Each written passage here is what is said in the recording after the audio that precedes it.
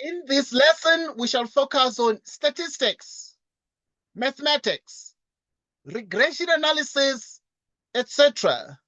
We begin by looking at question 1. The number of pages in 10 A4 books and their corresponding weights in grams are given in the table below. The data is also represented in the scatter plot. There is the scatter plot. Determine the equation of the least squares regression line for 3 marks. Can you please try that question a little bit and let us know when you're done there? What is the equation of the regression line, least squares regression line, using your calculator? Have you ever done this before?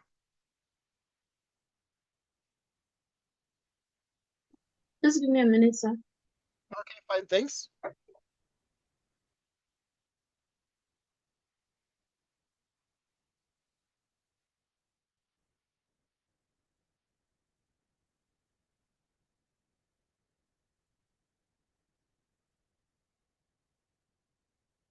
Okay, I'm going to start from something else, something easier.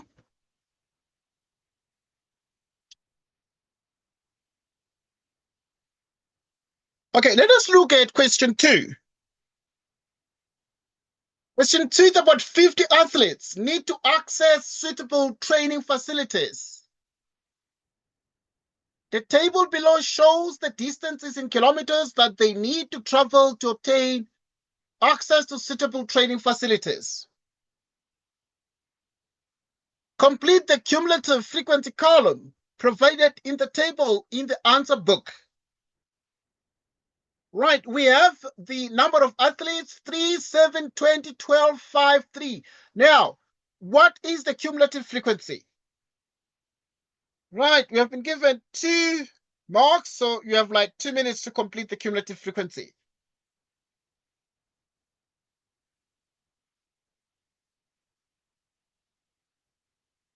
You have 2 marks to complete the cumulative frequency.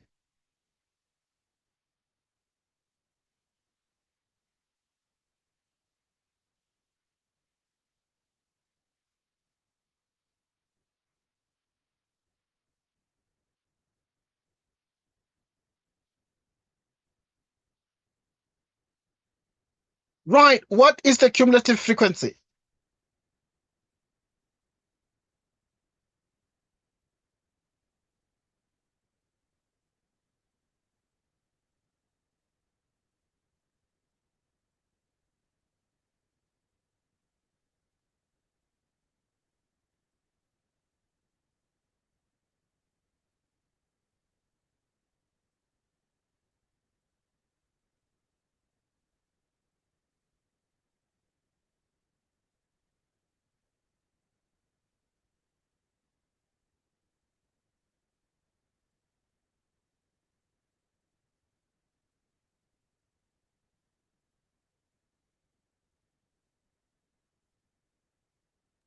Okay, I'm done, sir.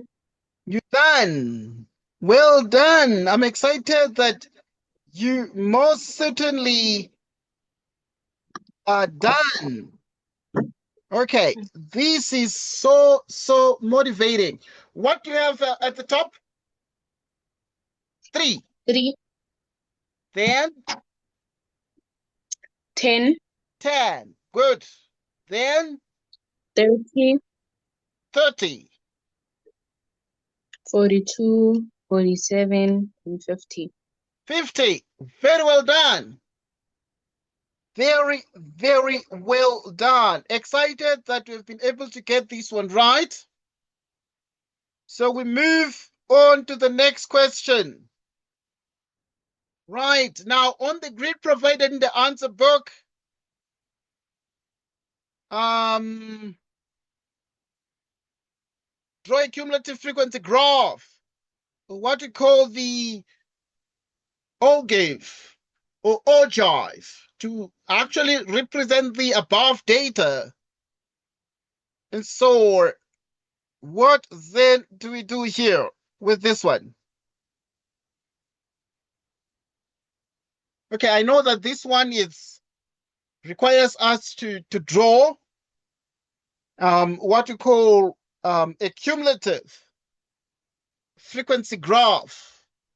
And to draw a cumulative frequency graph, you've already said this one is 3, 10, 30, 42, 47, 50. Okay, so we have already noted this. So now the question is, how do we then proceed to draw the next cumulative frequency curve? So now let us sketch the cumulative frequency curve, because we're trying to prepare for the exam. Even tomorrow we must be here. If you are able to attend, you must attend. If possible, you can do as many lessons as possible. Right, so we're gonna start, for example.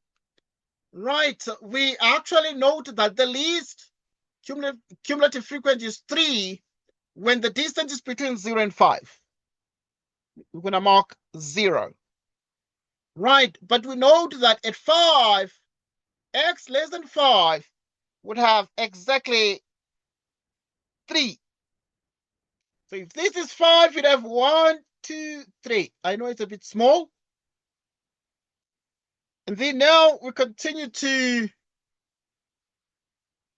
10. 10 goes with 10. Right, just less than 10. Right, 10 goes with less than 10, so you have 10, 10. Now, cumulative frequency 30. Right, cumulative frequency 30 goes with 15.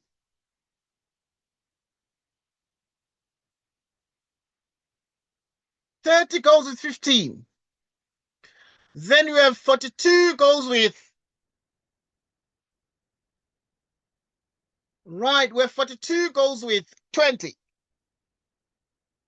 So you're going to do 40, 41, 42.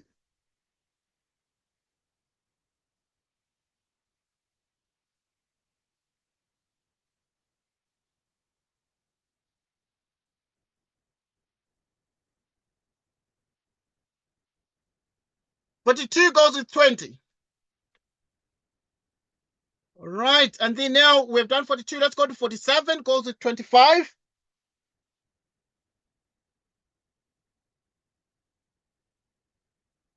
Right, so we have that 47 goes with 25.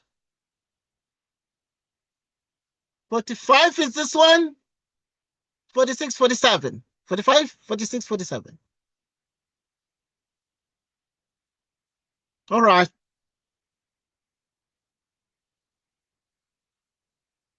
50 goes with 30. 50 cumulative frequency. So if your cumulative frequency is on the vertical axis, you mark off 50, and 50 goes with what? 30.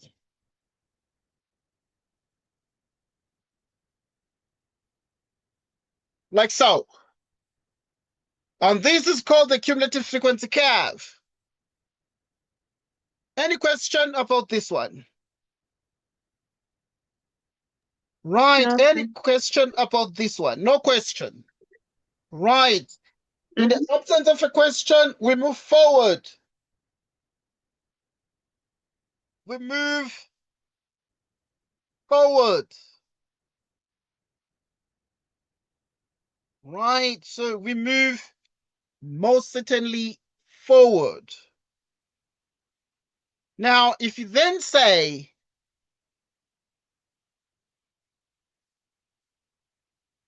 calculate the interquartile range of the above data. Calculate the interquartile range of the above data. To calculate the interquartile range, we need the IQR of the above data. We need Q1, but we also need Q3. And we need to understand that the IQR, the interquartile range, is Q3 minus Q1. What is Q1 from this? What is the position of Q1 from the ogive? Or what you call in English the ogive, but in French it's called the ogive. Okay. Now, if we do a quarter of n or a quarter of n plus 1, for the data we have, we take a quarter of the total, 50. Right, you do a quarter of 50 to get the position of Q1.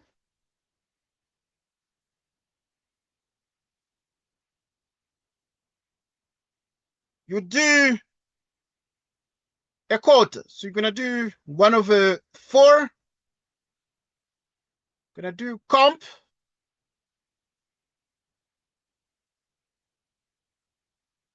One over 4 by 50. It's 12,5. What do you get? 12,5. 12,5. Well done. 12,5. Thank you so much. So you get like a 12,5. So it's like Q1.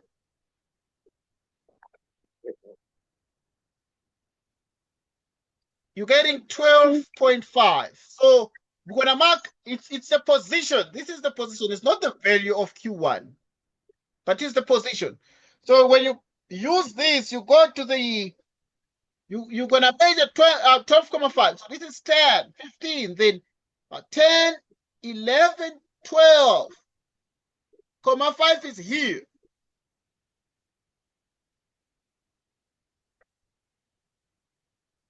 And then you continue, and then you drop. You drop down like this. You drop down that way. So see, the question then is, you then mark off and then say, what do you have is Q1? Well, it is approximately 11. It's approximately 11 there. It's approximate. Then you're going to do the position for Q3. You take 3/4 of n, 3/4 of the total 50.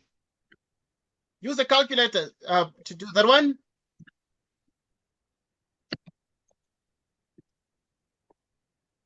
So you're going to do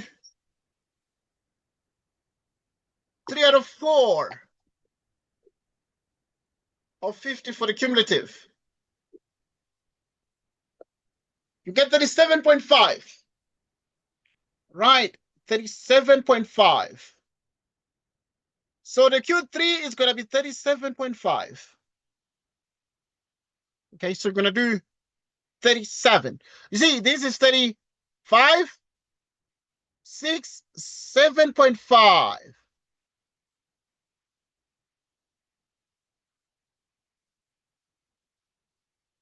0.5. So now,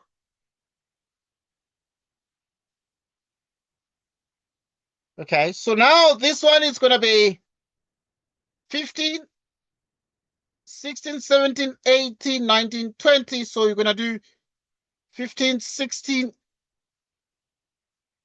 17. This is, check it out. 15, 16, 17. All right.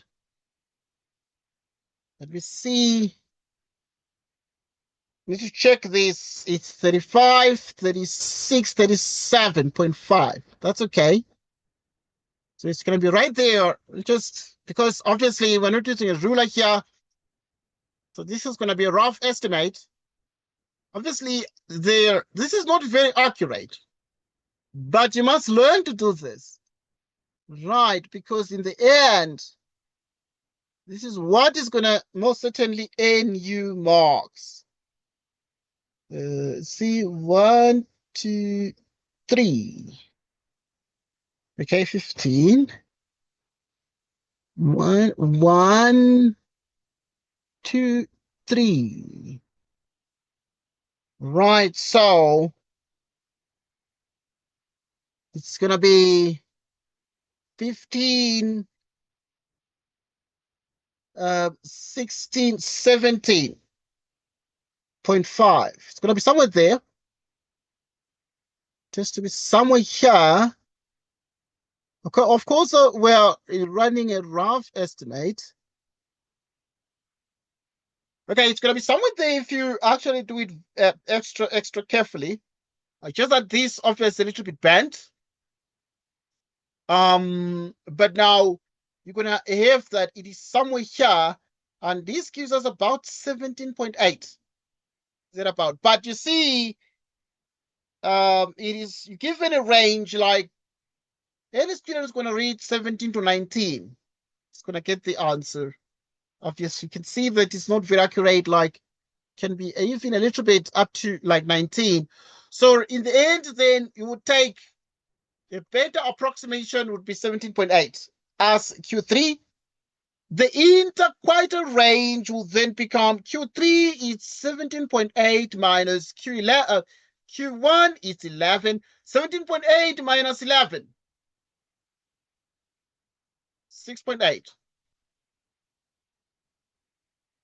Right, so which means the IQR, the interquartile range is exactly that. Interquartile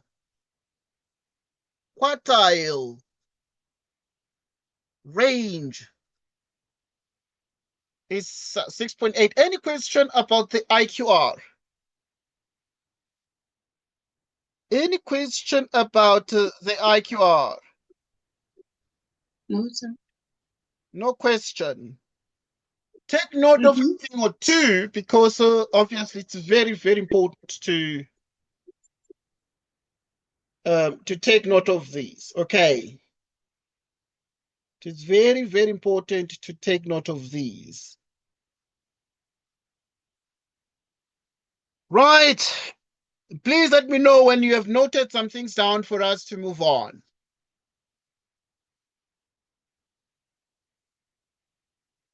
Right.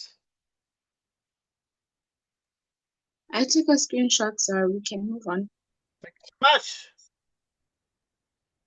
Sir? Oh, thank you so much. That's fine. The feminists of 4 of the athletes above who stay between 15 and 20 kilometers. There are those who stay between 15 and 20.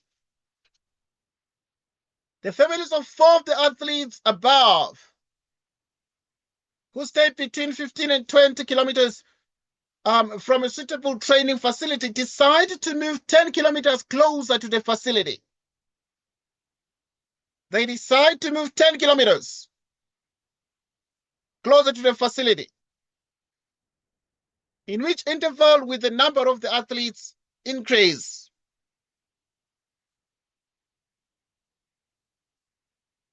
Right.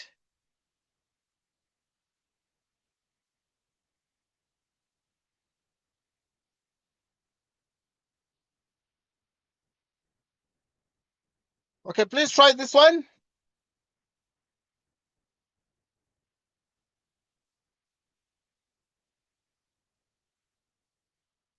We continue.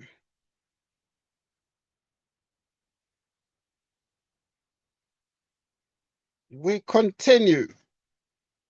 Yeah, in which interval will the number of the athletes increase? Think about it.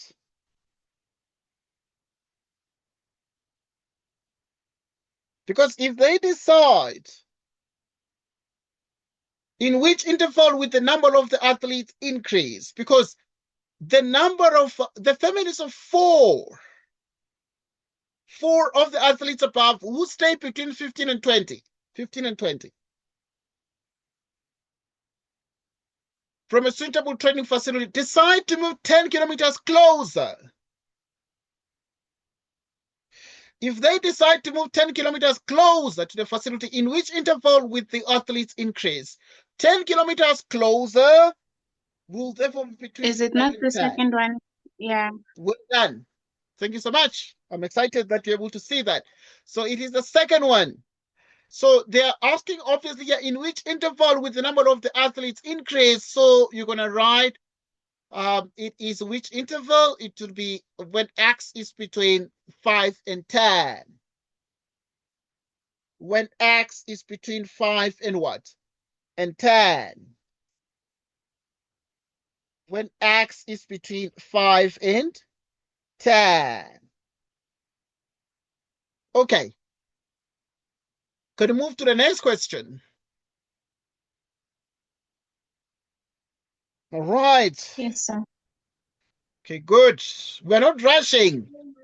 We're taking our time to carefully move to the next question.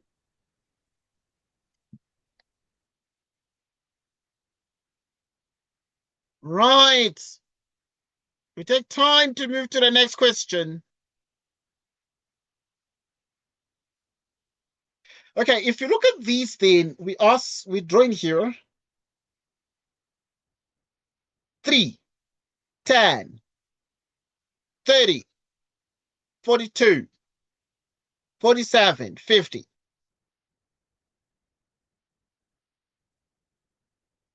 Calculate the estimated mean distance.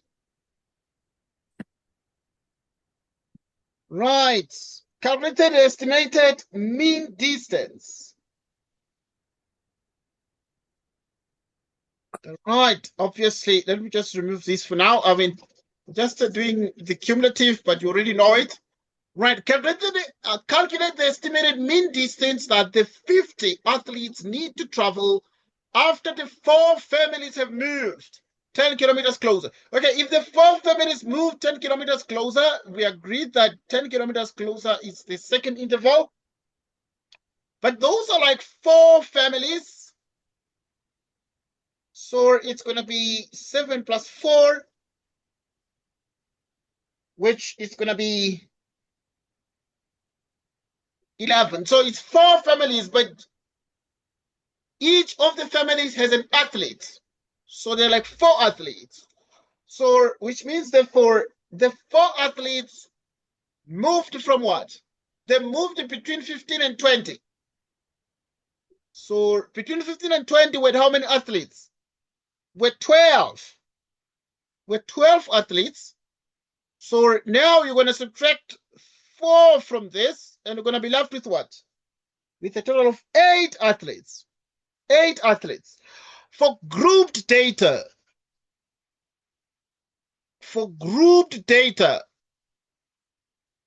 can you perform the following calculation?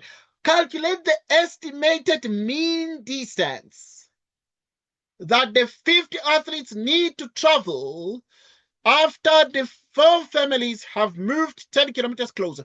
After the 4 families have moved 10 kilometers closer, it means the 4 families will now be with the 7 plus 4, giving us 11. So they would have moved from the group of the 15 to 20. The 4 would have been subtracted from 12. 12 minus 4 is 8. Clearly show all your working. Calculate the estimated mean distance. What can you do here? You have 3 minutes because it's 3 marks. Then after that, we're going to do corrections. After that, we're going to do corrections.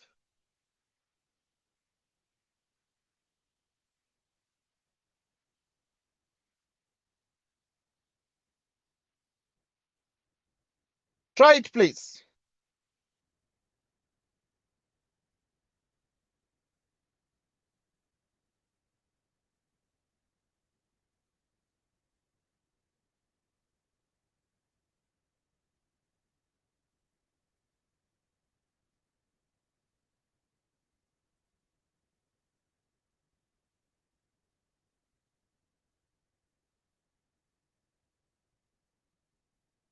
Right. Try this one.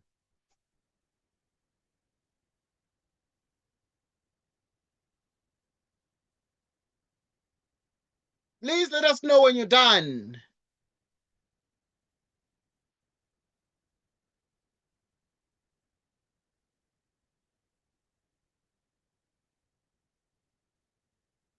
Okay, I'm just testing you with these things.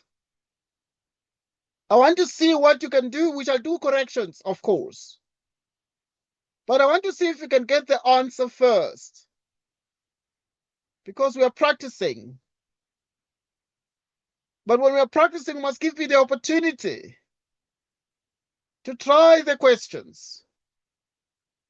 Because if we do so, then what we're doing is justice. It's fair. Sir, Yes, please. so I said I added all the number of the athletes, right? Yes, and you got what? You got Over, 50. I got 50, yes. And then I said 50 over 6. I don't know if I'm right. Right? Yeah, Right? the students think like that all the time. I don't know why you think like that all the time. You're not the first one. Even the other student I was having earlier, because you're not the first person to try these questions. I mean, these questions are from a past paper. Okay, this is a past exam paper. But you see, the other student told me the same thing. Okay, but I don't know, obviously, where that thinking is coming from. But we use the sum of xf like this divided by n. This is the formula we're going to use. So what we do is we calculate the midpoints. For grouped data, this is the method we use. Because the student just count 1, 2, 3, 4, 5, 6. Then they count your 6 classes. Okay, we call these classes or 6 intervals. And then they say divide by 6. But okay, we must we take 0 plus 5. We divide by 2 and we get 2.5. We take the class midpoints. 5 plus 10 is 15 divided by 2 is 7.5. Okay. Next. 25 divided by 2 is 12.5. 35 divided by 2, 17.5. 20 plus 25, all divided by 2, is 45 divided by 2, 22.5. 25 plus 30, 55 divided by 2, 27.5. Then what you do is you take 2.5, you multiply by 3, you take the class midpoint 7.5, you multiply by 11. You take 12.5, you multiply by 20.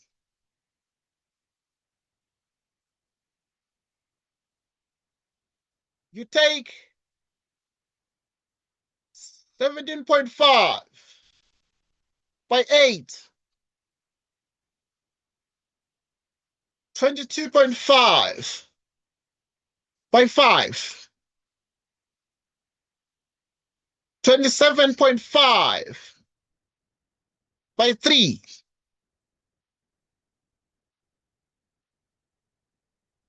All divided by the total number of the observations, which is the total frequency, which is 50. So you divide by 50. Like so. And you take your calculator, you do all this, and then you get that's the answer. So you do all this. So if you take a calculator, let's practice together.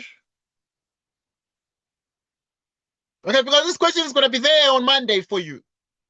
Because I know you guys are writing the math paper on Monday. Right, you're going to take 2.5 times 3 plus 7.5 times 11 plus 12.5 times 20. Then we take 17.5 times 8. 17.5 times 8 plus 22.5 times 5.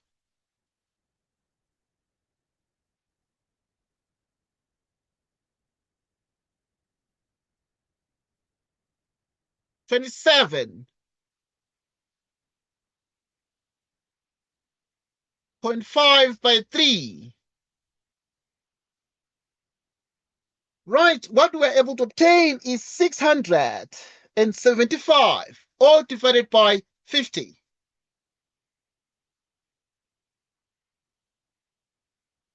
Right, and if we take our calculator again,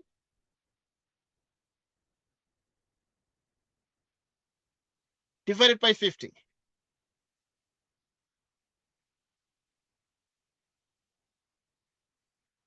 This is 13.5 kilometers. We got exactly 13.5 kilometers. 13.5 kilometers. 13.5 kilometers.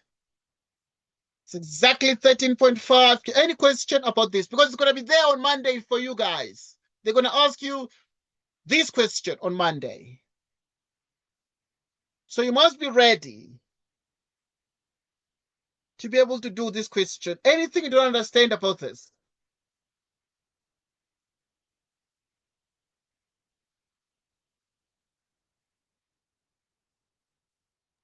So I'm still confused. Why are we 2.5, 7.5? Where do they come from? All right, that's fine. That's a good question because it's going to be there for you. So I need to make sure you understand it. So you take 0 plus 5, you divide by 2, and then it becomes 5 part of 2, and then it is 2.5. Then you take 5 plus 10. Yes, 5 plus 10, which was the class boundaries. You take the class boundaries. 5 plus 10, you get you get 15, of course. You divide by 2. And if you do 15 by 2, here's the calculator. Okay, if you want to sure. You see now. Then you have 15 divided by 2. And 15 divided by 2 is what? 7.5. 7.5. So you're going to get 7.5 here. 10 plus 15. You divide by 2. What is 10 plus 15? So you take the 10 plus 15, divide by 2.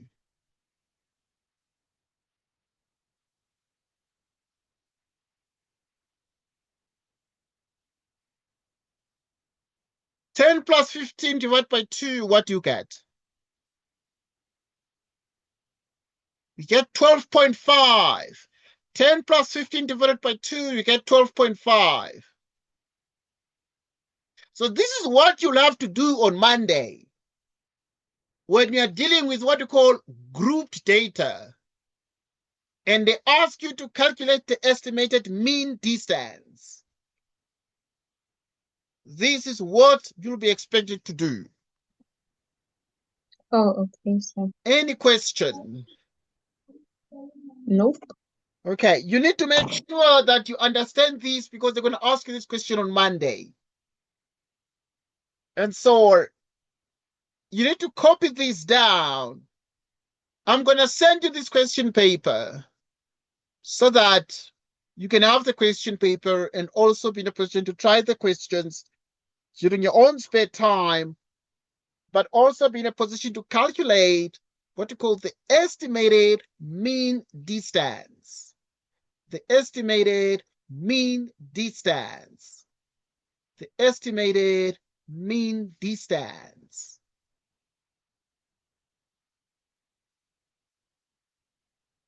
Any question? No, sir. No question. Move on. Can we move on? Or you are still copying? I took a screenshot. We can move on. Okay, good. Thank you so much. I'm going to ask you another stats question. Another data handling question.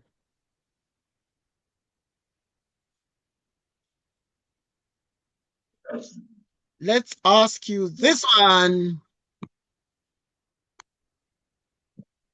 At each stop, the truck driver spent money buying food and other refreshments.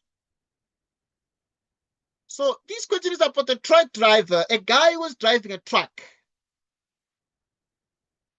And now he got to a stop at each stop, because sometimes the driver was driving, maybe he was driving between Gauteng and Limpopo, whatever the province.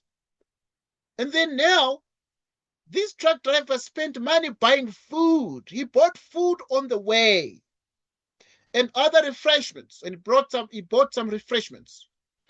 But the amount spent in rands is given in the table below. Sometimes he stopped on the way and then he spent 100 rand, because the amount spent is given in rands. Sometimes he stopped on the way, he spent like 150 rand. There was a stop where he stopped, a point where he stopped on the way, he spent 130 rand. Buying food, he bought food, but also he bought other refreshments. He stopped somewhere on the way, he spent 200 rand, and he bought food and other refreshments. He drove and drove and drove and drove and drove and drove a distance. He stopped, he spent 50 rand to buy some food and some other refreshments. Maybe it was hot and he was feeling hot, and then he bought some ice blocks. And then now he drove some distance, and then he finished his drinks, and then he spent 180 rand buying some drinks, etc. Calculate the mean amount of money he spent at each stop. Calculate the mean amount of money spent at each stop. You have 2 marks, and then these are like 2 minutes. I'm giving you a chance, and then we're going to do corrections, of course, but I want to see what you're going to do. This question is there for you on Monday morning. Whatever the time you're going to be reading the exam, I think it is Monday. It is Monday, of course. I'm just saying Monday morning. I'm just assuming the time is around, morning for you guys to write the exam. So the question is then, what do you do with this one? Are we first gonna place the values in ascending order? Good. We're first going to place the values in ascending order of magnitude and then calculate, right? Yes. Good. If I give you a chance to calculate, what would the mean be for you? Let me quickly calculate that. Okay, that's fine, because we're going to do corrections together, but I want to see what you're going to get as the answer. Then we're going to do it together.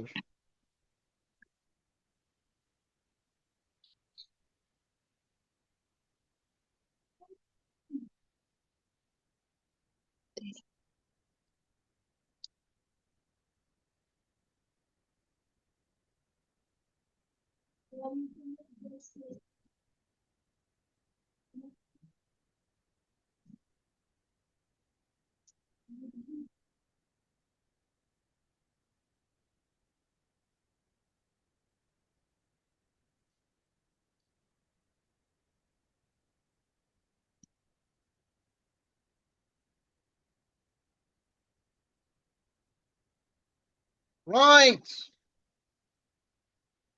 I'm testing you with this question, but when you're done, please let us know.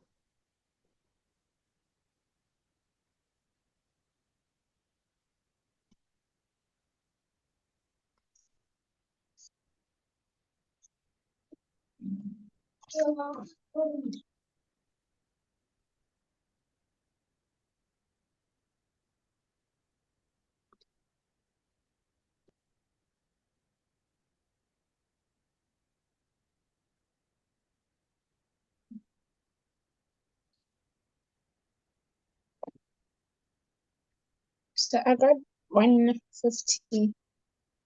You got 150. Okay, you got Yes. 150. Good. Excellent stuff. So we're going to check. This is how we do it to save time. We take our calculator like this. We operate our calculator. We press mode. When we press mode, what do we see on the calculator? We see stat 3, comp That's 1, 2, complex 5, equation 7, table, and so on. We see these things. Then 3 is stat. Then we're going to press 3. When we press 3, we see one variable. 2 is a plus bx, giving us like 2 variables. Then we have this one, which is quadratic, and so on. But now here it's just one row. So we're going to press 1. Then we have 100, 150, 130, 200, 50, 180, 200, 190. Okay, then we actually have, saved all the numbers, and then you can press on like this. Everything is saved. Then we want to find the mean, so we do shift. Then we press 1. Above this 1, there is stat. Then now we will get all these here. The type, the data, the sum, these, the min max. Let's press 4 for variance. Then we're going to see all these things. Then press 2 for x bar, the mean. 2. And then it's going to give us 150, which is what you got. So x bar is equal to 150. X bar is equal to 150. So that is what we've got. So we got exactly x bar to be 150. Any question about this?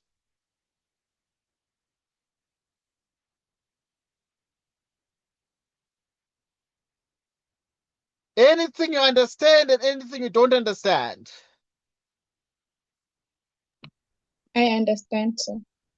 Right, the next question is yours. Calculate the standard deviation for the data for 1 mark. Have you ever heard of the standard deviation? Yes, I did. Okay. Let me give you, because if it's 1 mark, I must give you 1 minute. Because in the exam, it's 1 mark for every minute.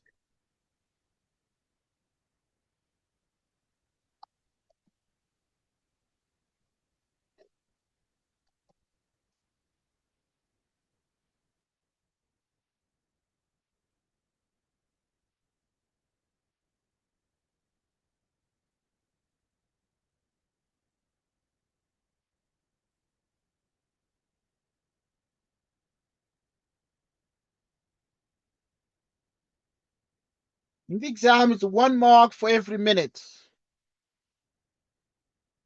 In which case, we continue. But now I'm interested in finding this. I want to see what answer you're going to get for the standard deviation. Sigma. Sigma.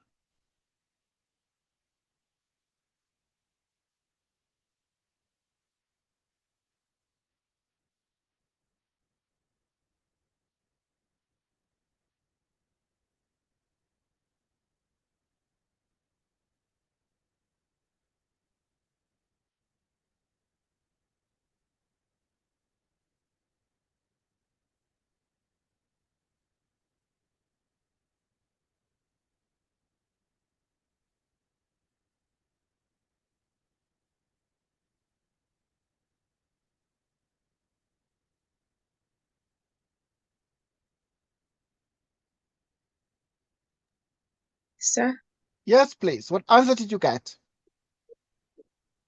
Because I'm just testing you. 53,99. Please, digit by digit, give us the answer digit by digit to make sure that we write it correctly. What do you mean digit by digit, sir? Did you say 5, 3, or 6, 3? 53, Okay, good. 5, 3, yeah. 99. I mean 98, sorry. Okay, comma 98.98, yeah. Okay, is it all? Round it off. You round it off. Yeah, I rounded it off. Okay, that's fine. Thank you so much. Let me try, because we have our calculator. We've already saved the data in the first calculation. So the calculator still has all these values. So now we're going to do shift 1, 4 for variance. Then we're going to do, if we do 3 for standard deviation. Oh, I pressed 4. My bad. Oh, you press 4. Okay, because Yes. now the answer I'm expecting then it is this one for sigma. That's what we want.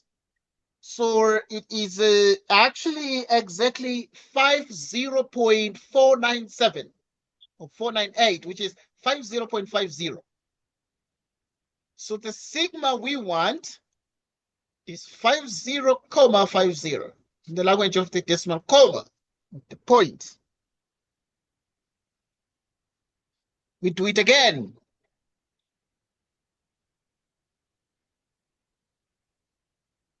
We do it again. We actually do shift 1, 4 for variance. We press 3 for standard deviation.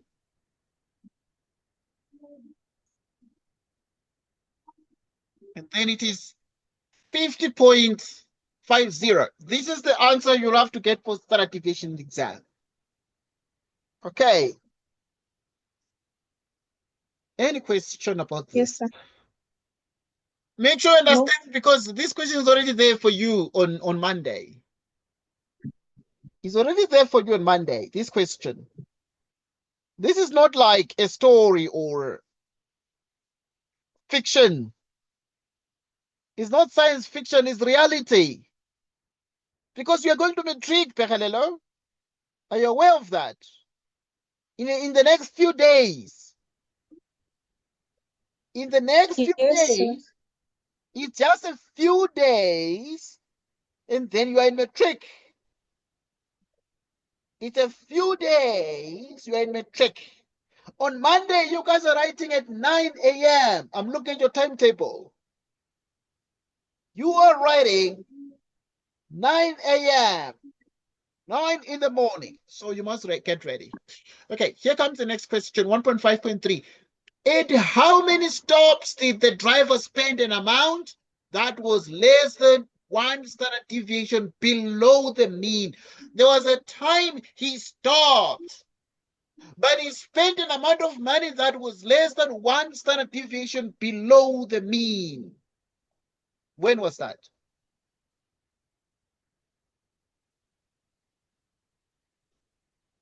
Uh, Okay, yeah, do it. You have 2 minutes. I'm not saying Okay. just give me the answer, because you need to think about it. I must be fair to you. I can't just ask you the question and expect you to give me an answer without thinking, without calculating. I must give you like 2 minutes to take a deep breath and, try the question.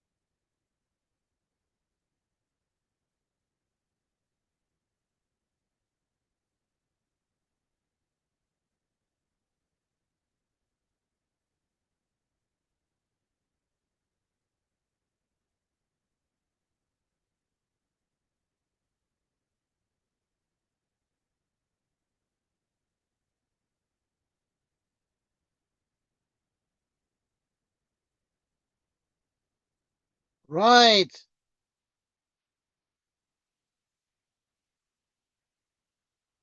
So I don't understand the question. You don't understand the question. Because at how many stops did the driver spend an amount of money that was less than 1 standard deviation below the mean? Below the mean. Below the mean means you take the mean like this. Below the mean, you subtract 1 standard deviation. So you subtract sigma. And so this is going to be, we already know that the mean is 150. You subtract 50,50. And what is the answer?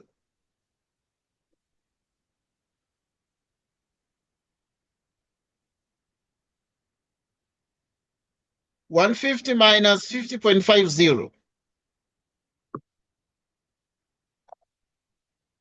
What do you get? 99.50. Yes.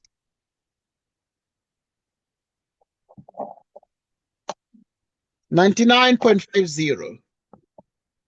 So after how many stops did the driver spend an amount of money that was less than 1 standard deviation from the mean? That was less than 99 rand 50. This money that was less than 99 rand 50.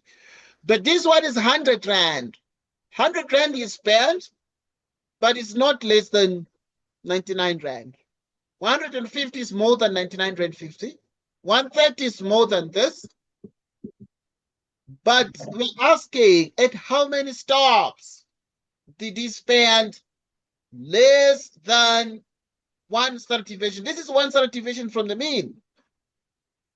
1 standard deviation from the mean, or 1 standard deviation below the mean, you subtract. Above the mean, you add. But below the mean, you subtract sigma, and then you get 99 rand 50. When? At how many stops did he spend 99 rand, less than 99 rand 50? What do you think? At the first stop. Oh. It's when he At spent 50 the rand. He spent 50 rand, and the 50 rand no, he spent was the only amount that was less than 99 rand 50. Because this was 180, 200, 190, all of them are more than 199 rand. 200, 130, 150, 100, all of them are more than 99 rand. So it's when he spent 50 rand. So, and that was one stop only. Because they're saying, at how many stops? One stop. Only one stop. Only one stop. Only one stop. Only one stop.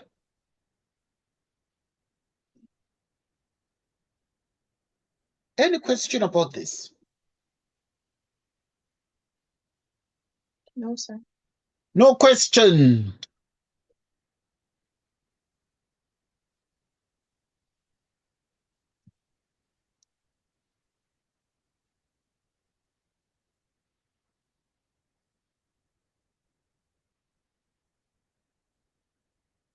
Right, in the diagram, graphs of f of x equals cosine of x plus a and g of x equals sine 2x are drawn for the interval x element of minus 180 degrees to 180 degrees. The graphs intersect at N, P, and Q.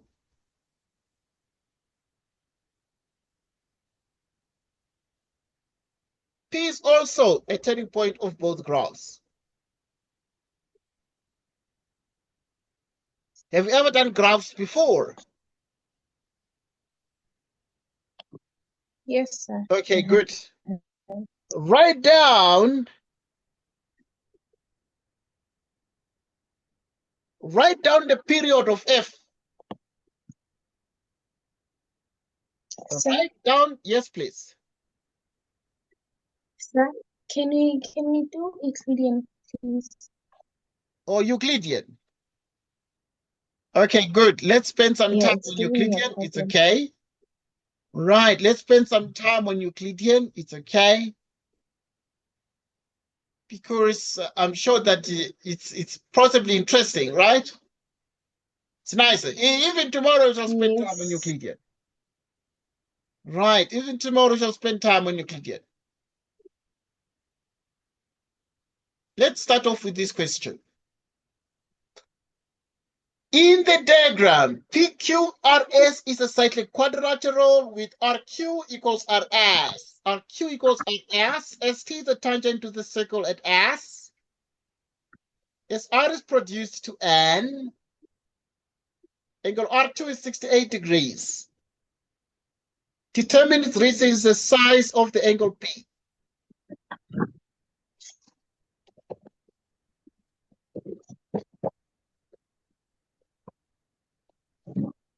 Okay, so you try this one.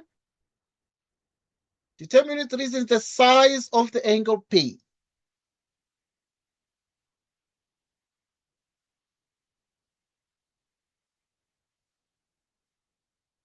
Sir, Yes, please. it's 68 degrees. 68 degrees. Very well done. Because in grade Yes, I went 11, through them. please come again. What is the reason? The reason is interior angle of a cyclic quad. Yeah, definitely. I get your point. So because in grade 11, we're taught this theorem, which is called the exterior angle of cyclic quad. Theorem would therefore say the angle P is actually exactly equal to 68 degrees. Why is this 68 degrees?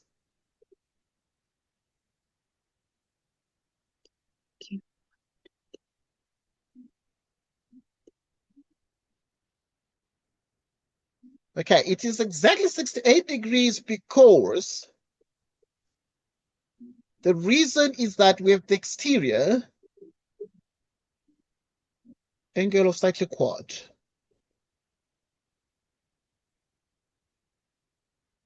What is the next question? The angle Q1. Of course, the fact that the angle P is that it's 68 degrees, it's seen from this.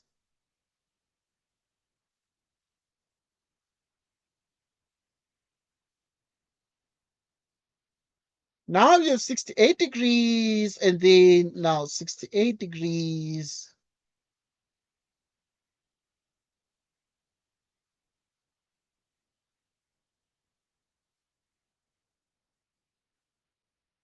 Okay.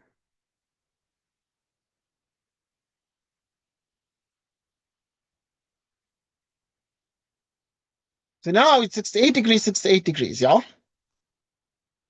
So that is why the angle P is 68 degrees, exterior angle of cyclic quad. What is the angle Q1?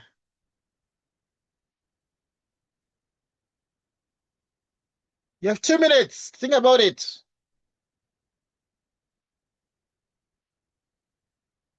The angle Q1.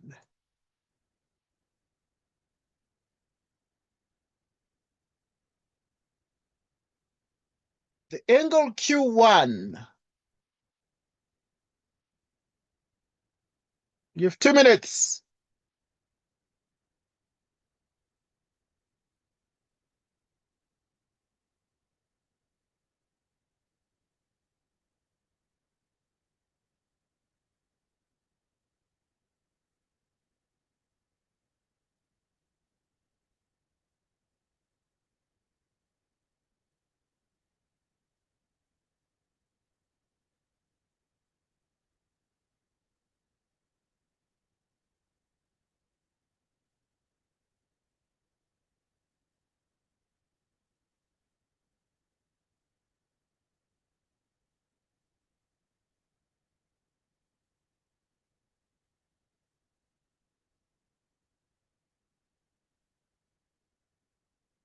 Please let us know when you're done.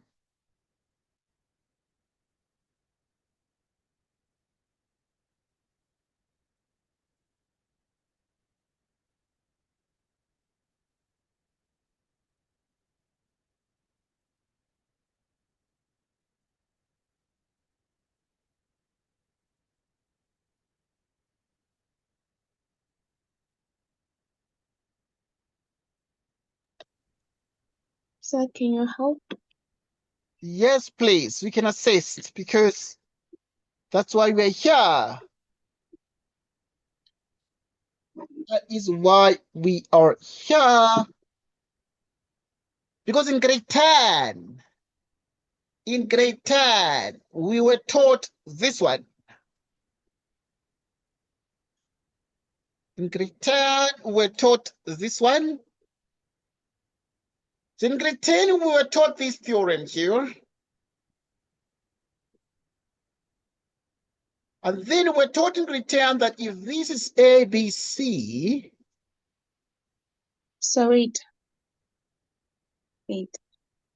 There's a theorem in grade 10 that we're taught. I see it. I see it. Can you wait a minute? I'm happy that you're able to relate. Okay, let me give you a chance, just 1 more minute, and see what you can do.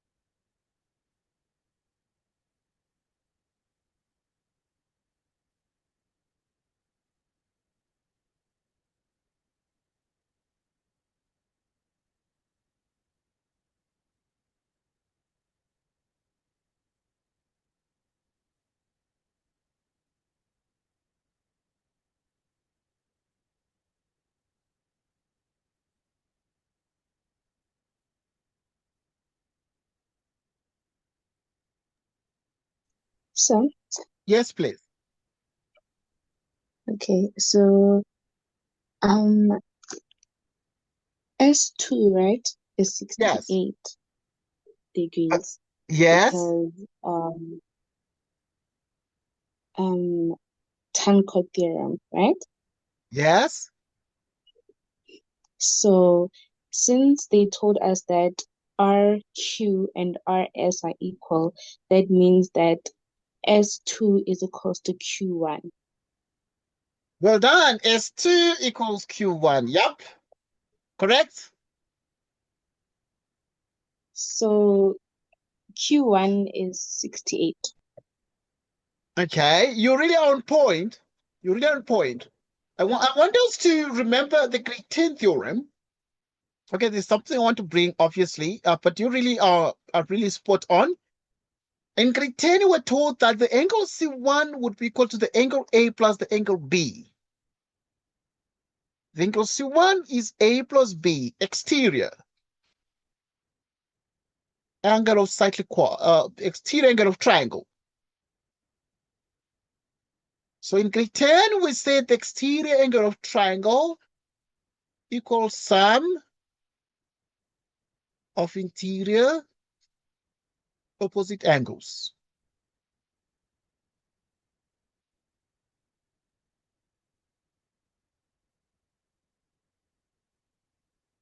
Exterior angle of triangle equals sum of the interior opposite angles.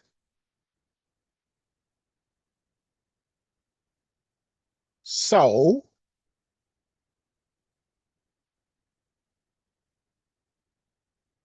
now C1 is equal to A plus B in a triangle. Of course, in a cyclic quad, we just say this 68 is equal to this. But in a triangle, this C1 must be equal to this plus this. Which means that in this case, we're going to say, obviously, the angle R2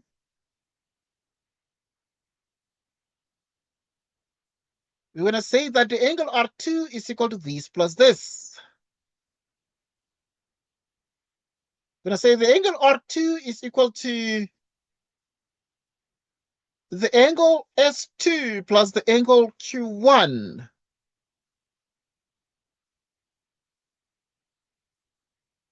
Okay, so the angle R2 is equal to angle S2 plus the angle Q1.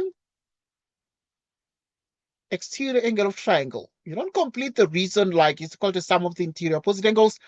Right, the angle R2 is 68 degrees, which is equal to S2 plus Q1, because R2 is 68 degrees given. The angle S2 is equal to the angle Q1. The angle S2 is equal to the angle Q1. Why?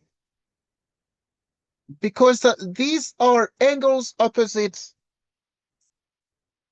equal sides.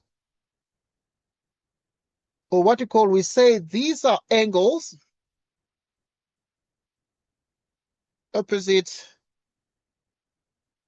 equal sides.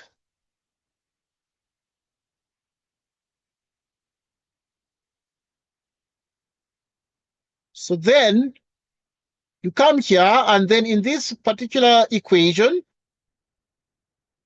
then you're going to put, wherever there is S2, you're going to put Q1. So you're going to have 68 degrees. The S2 is Q1, Q1, which is 68 degrees is equal to 2Q1. Divide by 2, which means Q1 is 68 divided by 2. What is that? 34 degrees. 34 degrees. Which means that angle Q1 is 34 degrees. What? Yeah. Quite long. Yes. Good, yeah, quite long. Okay, we could have made it shorter. We could have made it shorter, but it's exactly what had to be done. I know the marks are like 2, but just that obvious, when the marks are 2, really can be really fast. One way to do that, the shortest way to do it, which the examiner expected, was just to say 68 degrees. They expected fewer steps. They expected like you to start by saying 68 degrees is equal to this plus this. It's equal to S2 and then plus Q1. Why? Then you then say exterior angle of triangle. Then the next thing is to say the angle Q1 is equal to the angle. Let me just create more space here and write clearly. Then you can just everything. Yeah, so would say the angle, so you start by saying 68 degrees is equal to S2 plus Q1.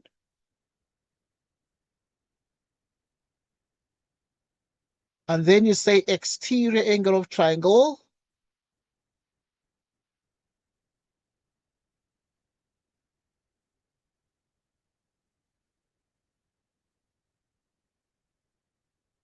Then you come and then say Q1 is equal to S2.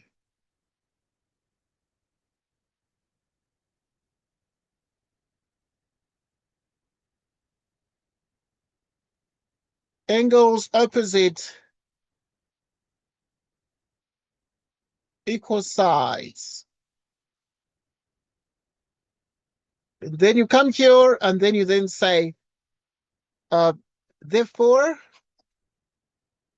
F angle Q1 is 34 degrees. Because you just say, because Q1 is S2, so you can put wherever there is Q1, wherever there is S2, you can put Q1. So you do it in 3 steps like this. Then you then say Q1 plus Q1 is 2Q1. You divide 68 by 2. You get 34. You get 34. So now you can then forget that Q1 is 34. So you can do it like short. But yeah, it's the same thing as that. Just that this is a bit long. Any question there? Pechalelo? Right. Make sure you understand these because these questions are going to be there for you on Monday at 9 a.m. This one. You're going to matric next year in a few days. It's a few days left before you qualify to be a matriculant. So jokes aside, you need to really be more serious now. Matric is not a joke. Matric is not a joke.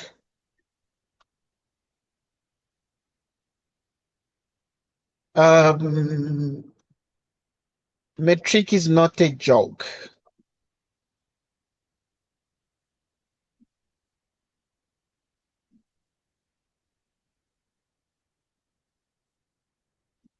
Okay, if you look at 8.2.3 and the angle S1, what do you think the angle S1 is? I'm giving you 2 minutes for the 2 marks. Please try it. And when you're done, please let us know. Please let us know.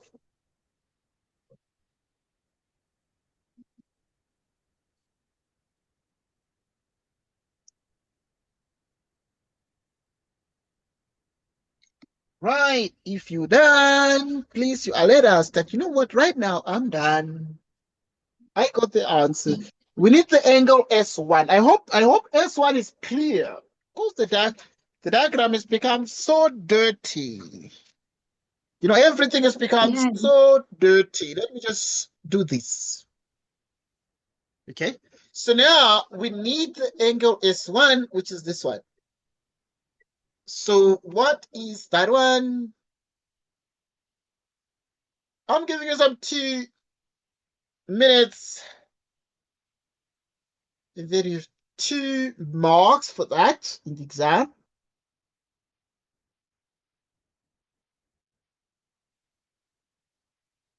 And then when you're done, please let us know.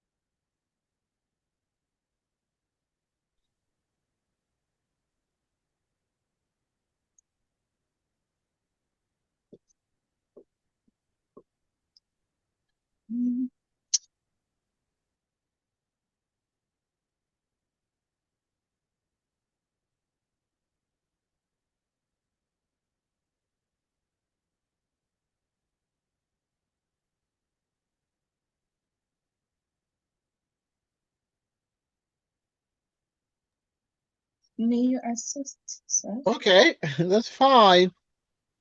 Obviously, the biggest hint is where is this angle S1?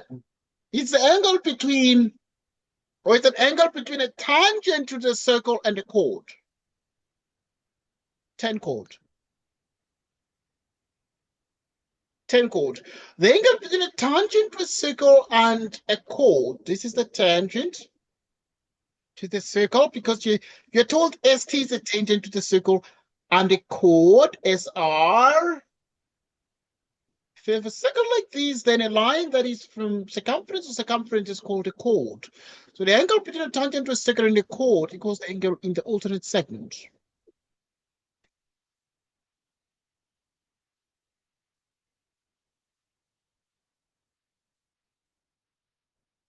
So we have the angle between a tangent to a circle and a chord, and now we remember Tan-chord. Tan-chord theorem says that if you have an angle between a tangent to a circle and a chord, it equals the angle in the alternate segment. Right, because the angle in the alternate segment, or in the opposite segment. The angle between a tangent to a circle and a chord, because the angle in the alternate segment. So this angle here must be the angle subtended by this chord, because this chord here is the chord that makes the angle between this particular chord and the tangent, and it is equals to this angle. So this chord in this circle actually subtends this angle here. So this angle subtends this angle there.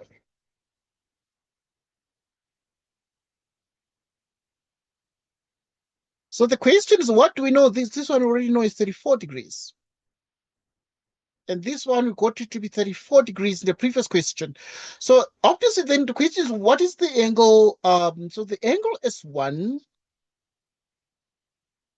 is equal to the angle Q1. And the angle Q1 is 34 degrees. Why is the angle S1 equals the angle Q1? Because of the Tan-chord theorem. And then we're done.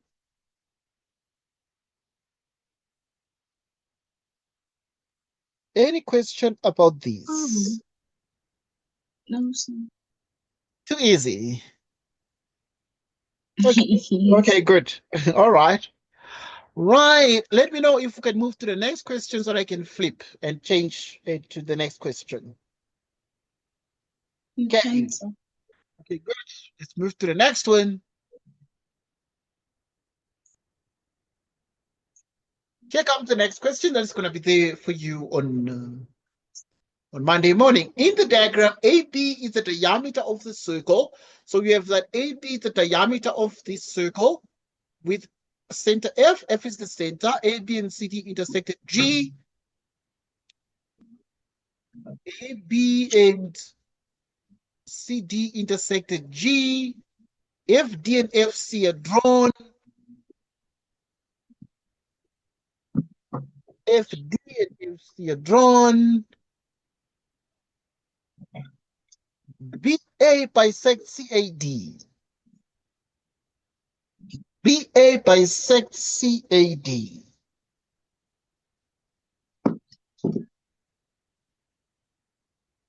The angle D1 equals 37 degrees. The angle D1 equals 37 degrees, and there it is. Determine, giving reasons, any three other angles equal to D1. So there are three angles, any three other angles equal to D1. So these angles are 37 degrees. The examiner is saying, give us three other angles equal to 37 degrees in this circle. For 4 marks. Right, so, okay, we have exactly 4 minutes. So you can chill and relax and think about this question.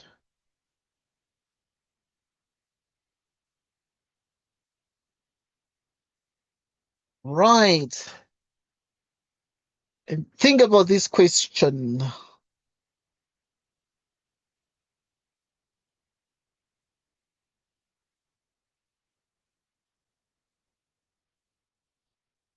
Right.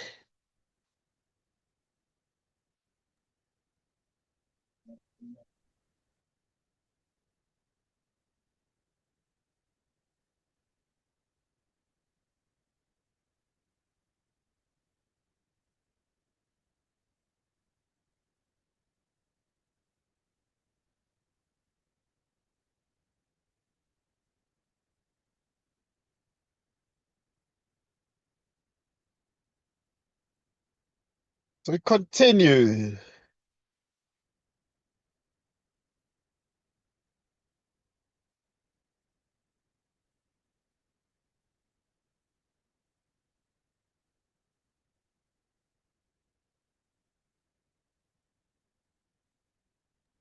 Sir, Yes, please. I think A2 is equals to Well D1. done. Bow tie. Okay. Sometimes we call that Mhm. bow tie. Angles in the same segment. In the same segment. Good. Yes. Angles in the same segment. So we're able to see this angle here. It's like this. And this angle here is like this. So then you then say the angle A2 is the angle D1, which is 37 degrees.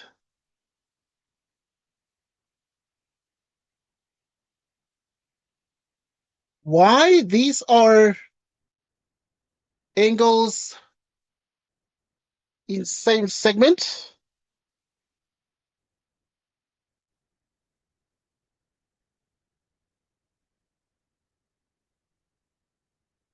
Angles in same segment. Okay, good. So angles in same segment, like here and there, another one there. Okay, the examiner is saying there are three. There are three, so there are others we must find. We found that this one is 37 degrees, but the examiner is saying there are more. We found one, A2, but the examiner is saying, what about the others? So we must look for more angles now. So we must think. We must think.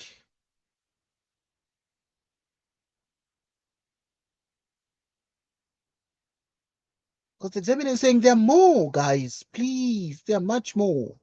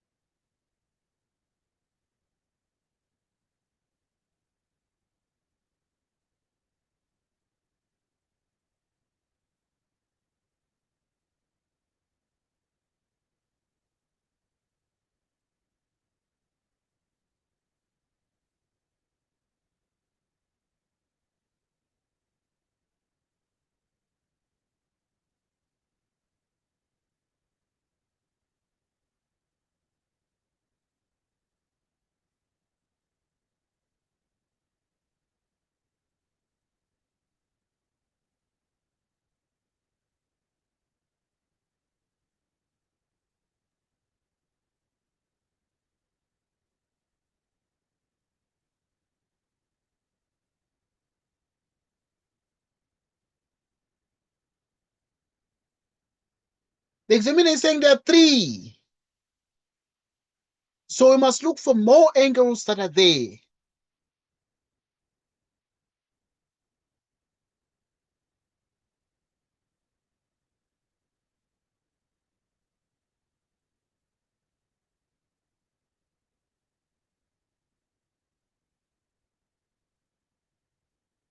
Mhm. It's tricky.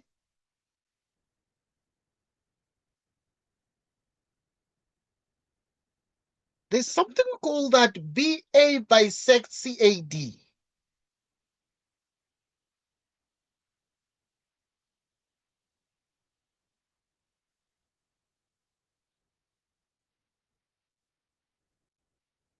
Here they said BA, the line segment BA bisects angle CAD.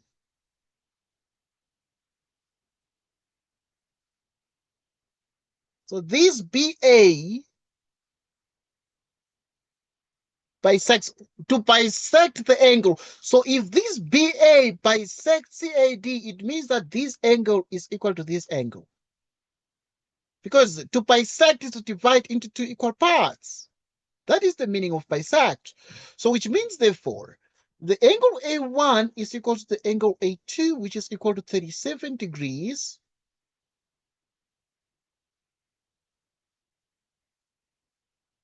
BA bisects the angle CAD.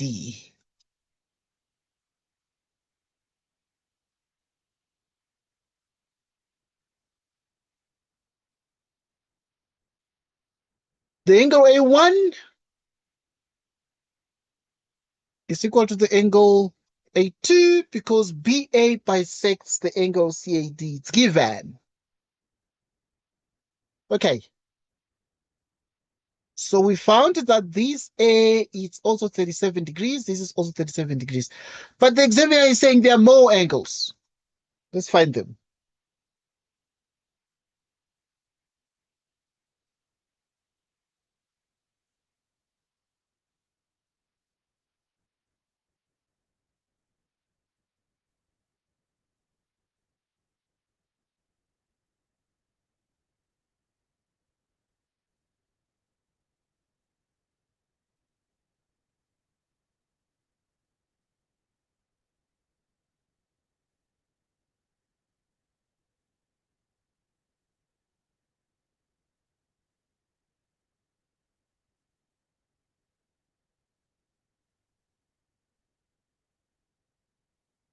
Right.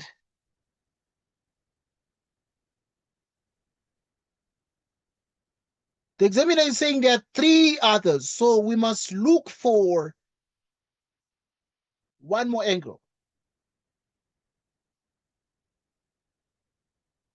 We must look for one more angle.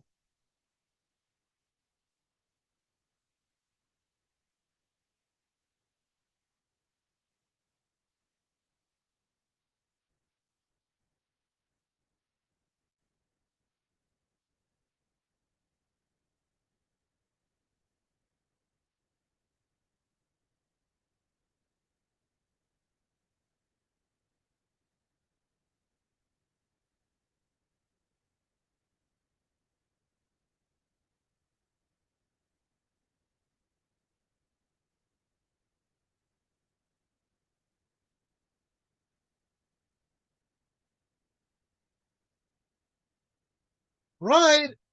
I'm waiting because the examiner is saying there are three. They wrote here, they said, determine given reasons any three. So we found A1, A2. So there is another third angle the examiner is sure. Okay, sorry, I lost you there. My apologies, I lost you. I did not realize I lost you.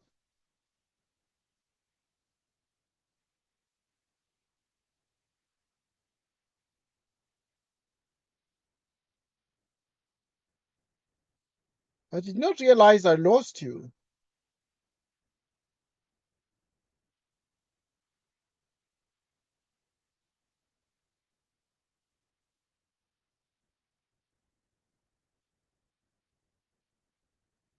Right, so I did not realize I lost you.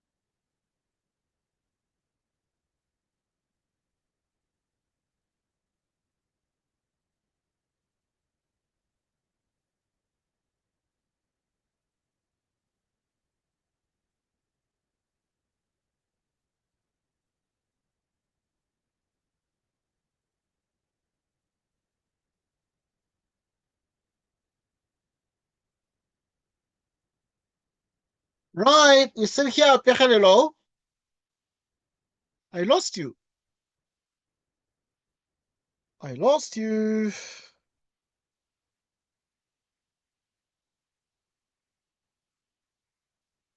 Right. I lost you.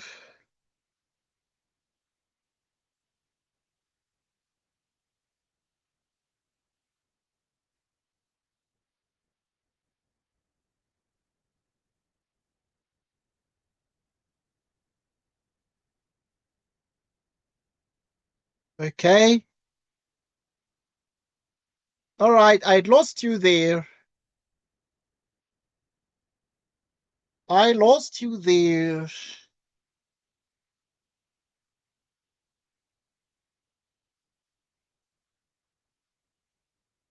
I lost you there.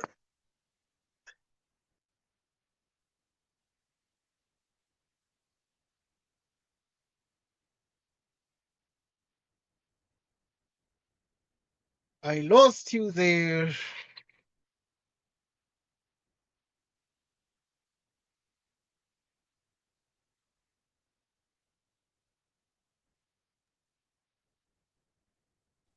Sir? Yes, please. Welcome back. Welcome Okay. back because I lost you there and I was worried because I was just speaking to myself until I realized that you just got lost, you know. Yeah, my Uh, phone turned off. I didn't realize that the battery was low. oh, okay, that's fine because I was wondering. I was like, what happened to Pegelelo? I was like, okay, he's no longer online. All right, I understand.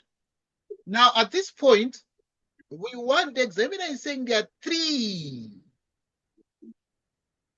There are three angles equal to D1. So we found two now. Let's find one more angle equal to D1.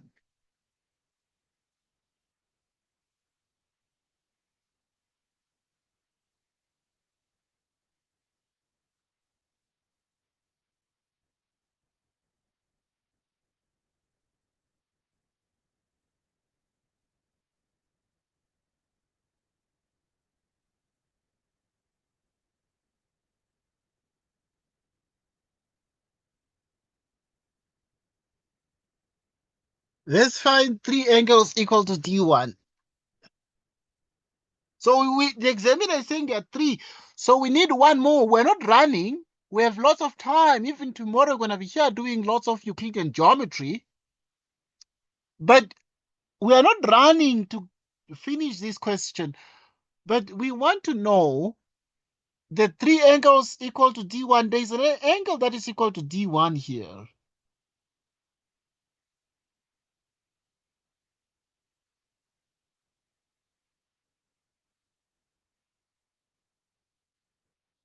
There's an angle equal to D1.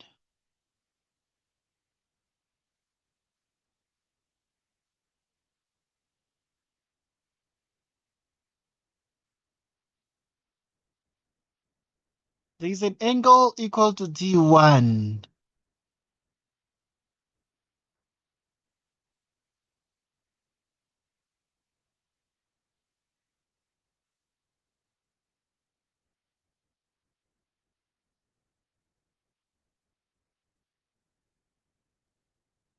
There's an angle equal to D1.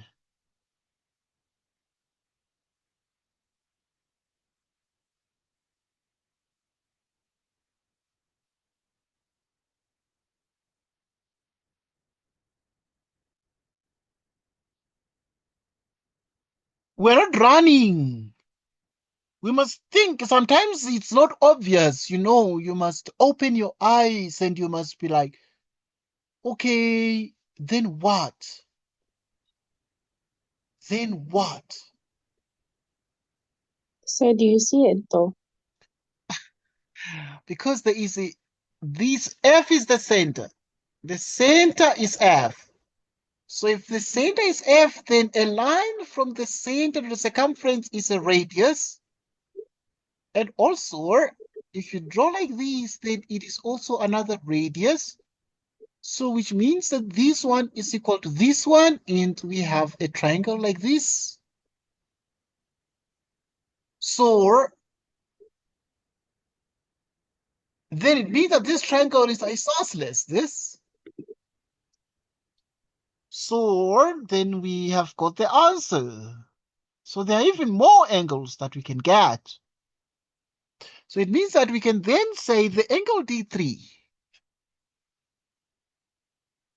is equal to the angle A1 is equal to 37 degrees. Why? Angles opposite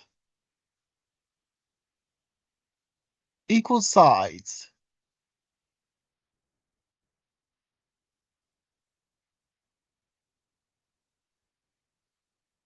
But with more angles. You can get another one, I'm sure. Which other one can you get?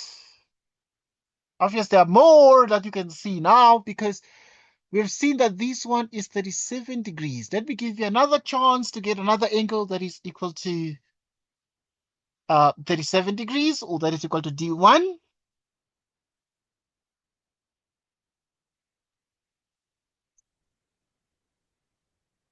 All right. Angle C2 is Angle 37 C2, well degrees. done. Angle C2, well done. Okay. And see the angle C2, well done. You can see here. So you can see that the angle C2 is also equal to the angle A2, 37. 37 degrees. Why? Because these are angles opposite equal sides. Angles opposite equal sides. Okay, these are the questions you're gonna see on Monday there in your exam. Okay. So you still want more. Anyway, I'm sure they're enough because we've already got like 1, 2, 4. Okay, they're enough because the examiner had said like 3, so we've got like more already. Okay, that's fine. You can always give more. But let's try the next question now. Right, show that DG is equal to GC. Show that DG is equal to GC.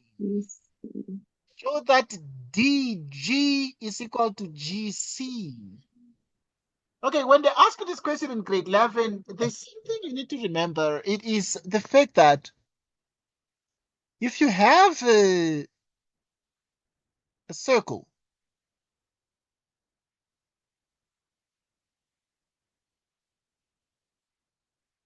and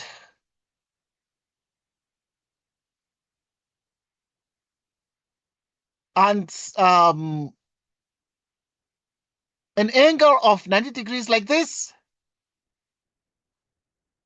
and then we then say a line segment joining the center of a circle, or a perpendicular from center to chord, a perpendicular from center to chord bisects chord. Bisects chord. Okay, a perpendicular from center to chord bisects chord. So to show that DG is equal to GC, we must just show that the line from the center is perpendicular to DC.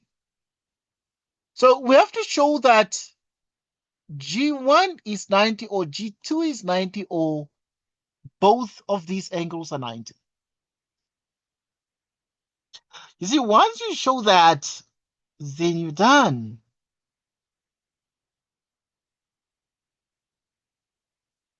Once you show that, then you're done.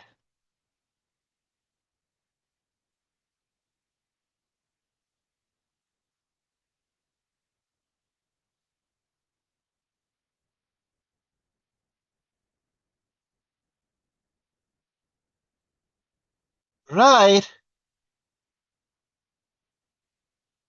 Once you show that, then you're done.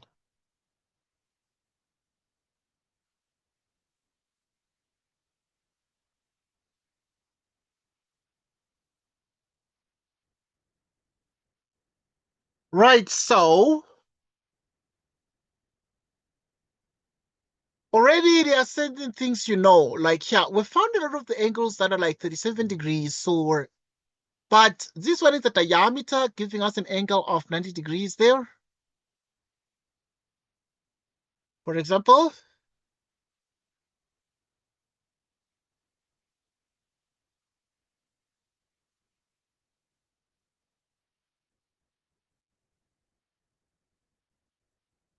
so we continue.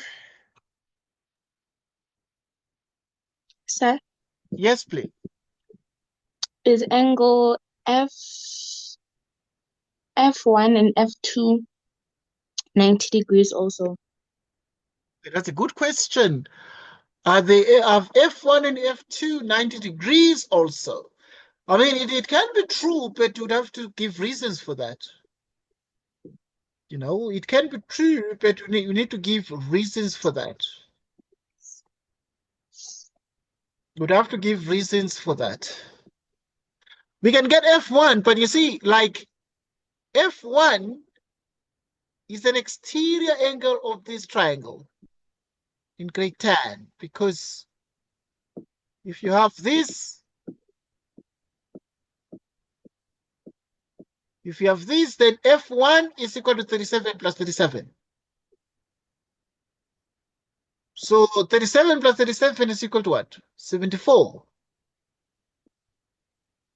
So that would mean this one is 74, but also we know that this one is 37, so that F2 is also an exterior angle of this triangle.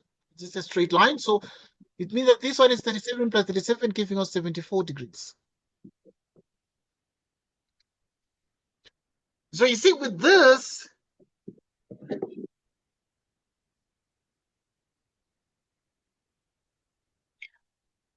Oh, I see, sir. okay, good. But now, but we want G1 or G2 or both of them. That is what we want. Right, that is what we want. The question is, how can we get those? How can we get G1, G2?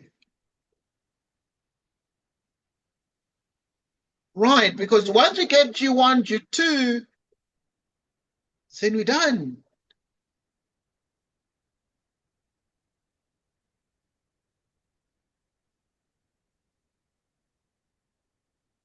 Right, then we're done. In order to Yeah. find G1, Yes, because we might just think of G1, because once you get G1, you see, it takes a bit of yeah, time sometimes in the exam, yeah? So we just need to say G1, yeah? yeah, we already have 37 and, oh no, I'm wrong. Sorry. Okay, that's fine. Oh no, we know that D2 and 3 is 90, right? Yeah. So we're gonna say 90 minus 37 in order to get D2. Well done. So now this one is going to give us 53. 90 And then we minus can, 37 is 53. So 53 is this angle here. yes. Yes. And So then, 53, yeah. So now we're able to see that the angle, ADG, I'm going to write that one down because it's very short. There it's not a lot. So not a lot of writing. So now we can see that the angle ADG is actually equal to 53 degrees. We have already seen that. Okay, you can write like this in the exam, but very quickly, it's equal to 53 degrees. And it's because of the 90 degree there angle. So it's an angle in semicircle. Angle in semicircle. Okay, angle in semicircle. Next, once you get that this ADG is that, then we just need to be able to get the size of the angle. We know that the angle A1 is 37 degrees, and this, why is A1 equal to 37 degrees? This one was proved in 9.1 above.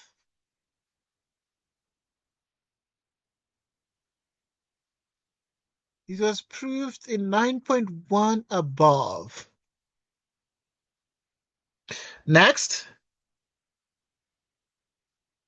Then now we got that this one is 37. And then we got that. So we have the triangle. We have a triangle like this. We have a triangle like this. So that this is G1. And then this one is 53 degrees. This one is 37 degrees. What is the size of the angle G1?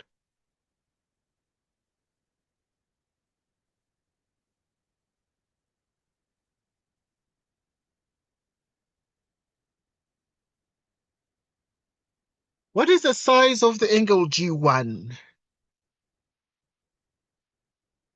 Okay, so the size of the angle G1 now, if this one is 53 and this one is 37, in the triangle ADG, right, in the triangle ADG, what is the size of the angle G? It is 180 minus this and this. So the angle G1 is 180 degrees minus 53 minus 37, which is equal to what? Which is equal to 90. Because the 53 and these are, they give 90. So the G1 is 90 degrees.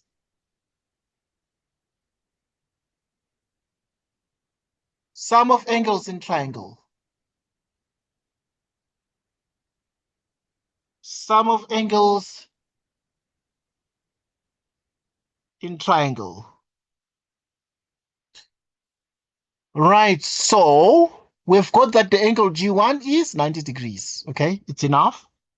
So once you prove that the angle G1 is 90 degrees, then you just say, you just conclude and say, therefore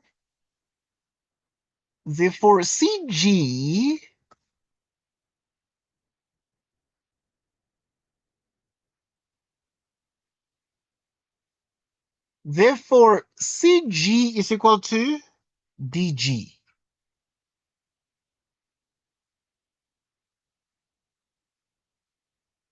Line from center perpendicular to chord.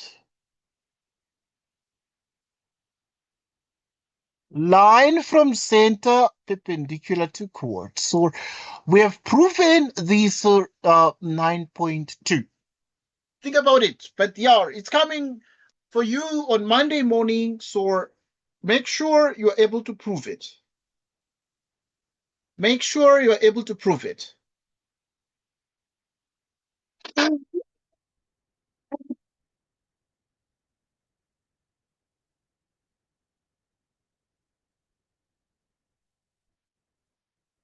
Right. Make sure you're able to prove it.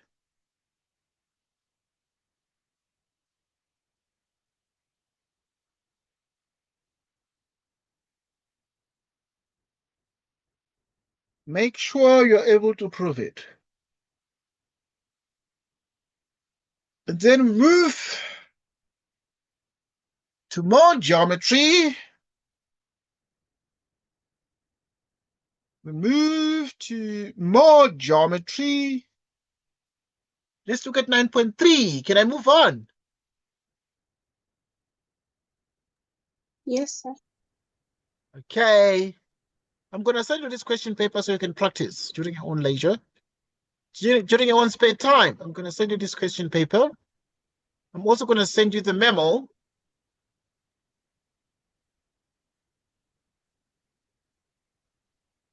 Here comes 9.3. If it is further given that the radius of the circle is 20 units, calculate the length of BG. If it is further given that the radius of the circle is 20 units, so the examiner is saying the radius is 20. So if you move from the center to the circumference, it is 20. And you move from here to there, it is 20. You move from here to there, it is 20. And so on and so forth. It is also 20. So the radius of the circle is 20. Calculate the length of BG. Calculate the length of BG. That is the examiner saying calculate the length of BG. Calculate the length of BG. 4 marks. I'm giving you 4 minutes to find the length of BG.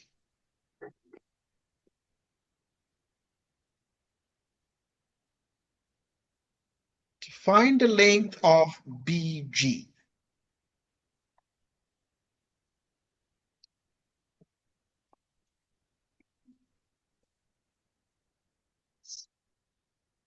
So is it not 10 units? That's a good question. Is it not 10? Let's think about it. Might be right. Because I said since FA is 20 units, it Yes. means that BF is 20 units too, right? Well done. Okay, yeah, it means that BF is 20 because it's also a radius, right? It means that Yes. also this BF is 20 units. I agree with you because it's also a radius, yeah? But also this angle is 90 degrees, this.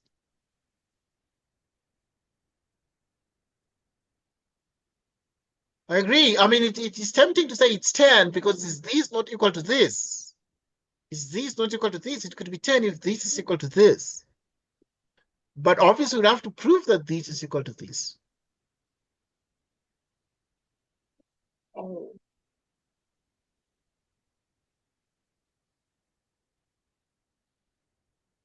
Okay.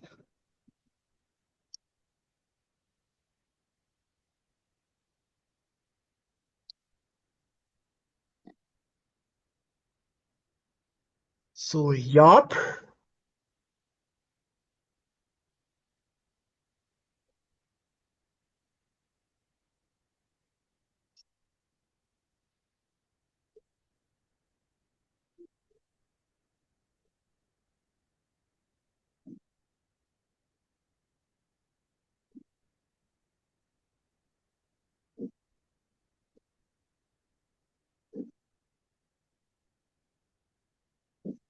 Think about it.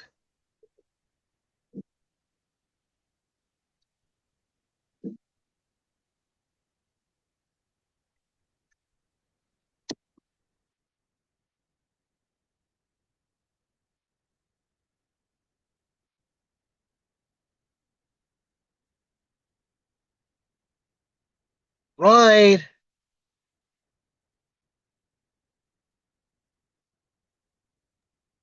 So what I know is that you're gonna use theorem of Pythagoras somewhere.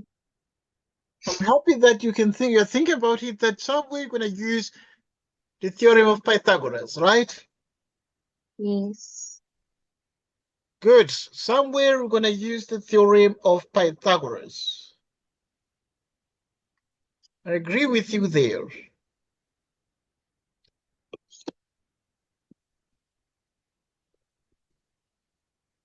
Right, so somewhere we're going to use the theorem of Pythagoras. I agree with you. But there are a lot of things we know, so this is like way too easy for us already.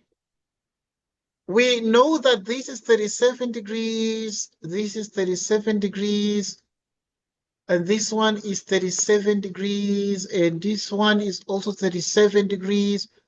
We went on to then say this one is 37 plus 37, which is 74 degrees, and this one is also 74 degrees. Okay. So with these, then we have a triangle like this, and we have also this triangle. So if you check, you already have this triangle.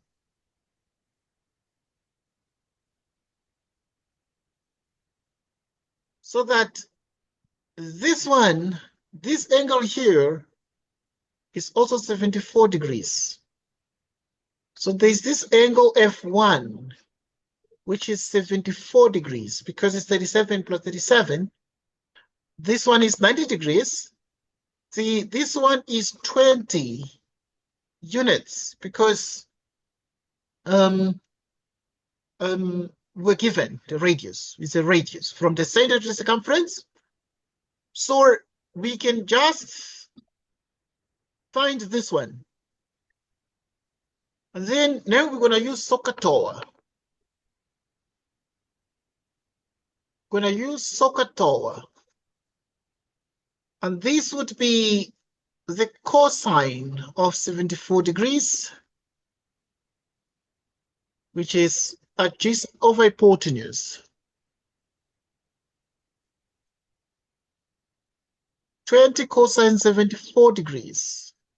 Because cosine of 74 is adjacent of hypotenuse.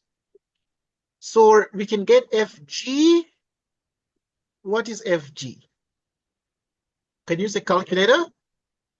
Let me launch the calculator here.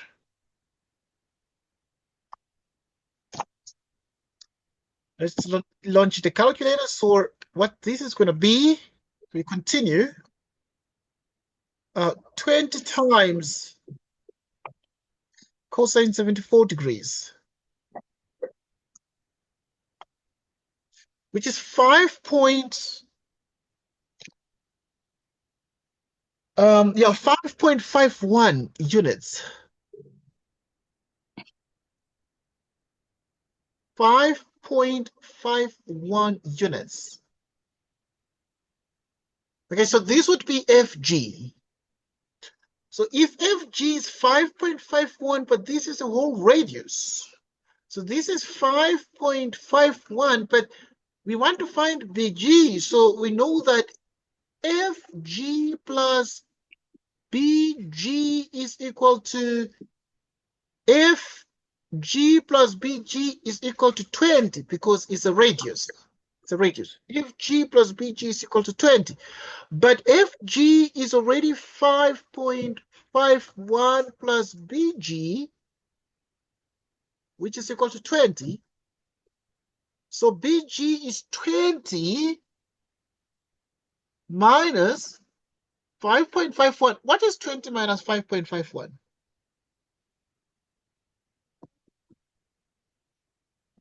Right.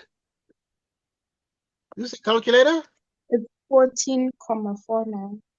I'm glad that you're able to get that one right, and thank you so much. So we subtract 20 from this. So we're getting 14,49. Well done. 14,49. Obviously, it's positive because I did the other way around. So it's 14.49 units. And this is the answer. And then we're done because we had to get BG. But we used some trigonometry here. We could have used Pythagoras somewhere. Okay, it was awesome having this discussion. Thank you so much. It's just after 10. We shall continue tomorrow at 8 p.m. if you're going to be free at that time. We're going to be doing more geometry, more trigonometry, and more analytical geometry as well. Okay, and particularly more statistics. Okay. We shall send you this recording in the next couple of minutes. All right. Yes, sir. Okay, thanks so much, Peralelo. We keep in touch. I'm going to send you this question paper so that you can practice with it. And the memo as well. Okay. Yes, sir. All right, so thank you so much. We're going to be right back again tomorrow at 8 o'clock. But you can let me know if you're free at other times tomorrow. We can start early, maybe 6, maybe 4, I don't know, when you're free. If 8 is okay. If you're free at 4, we can start at 4 p.m. tomorrow. If 6 o'clock, it's okay in the evening, we can start at 6. If not, then we're going to start at 8 o'clock in the evening tomorrow. Okay. Yes, sir. Right. Yeah. Thank you so much, Pehalela. All the best. We shall send you the recording of this video. All right.